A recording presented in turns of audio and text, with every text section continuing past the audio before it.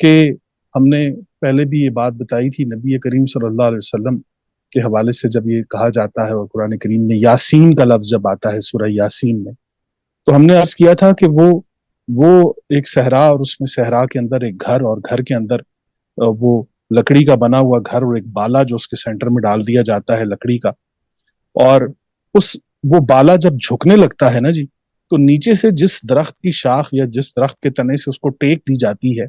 وہ بدو اس ٹیک والے درخت کو، تنے کو یاسین کہتے تھے، یاسین۔ تو پتا چلا کہ نبی کریم صلی اللہ علیہ وسلم کو جب قرآن پکارتا ہے تو وہ کہتا ہے یاسین،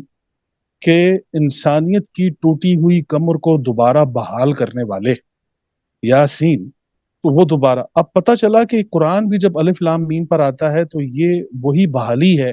کہ آپ کو امارہ سے وہ مطمئنہ کا سفر کرواتا ہے، نہ کہ مطمئن قوم کو امارہ کی طرف لے جاتا ہے۔ الفاظ کا انتخاب آپ دیکھیے کتنا کمال ہے کہ الف، لام اور میم، ان یہاں سے آپ نفس امارہ، اور تھری ڈائمینشنل آپ کو پیچھے بھی تین لوگ ملیں گے، اور الف لام میم کے بعد بھی آپ کو تین لوگ ملیں گے، تین گروپس ملیں گے۔ تو یہ انتہا درجے کے اہم ترین نکات ہیں کہ اگر ہم اس کے اوپر ذرا غور و فکر کریں، تدبر کریں،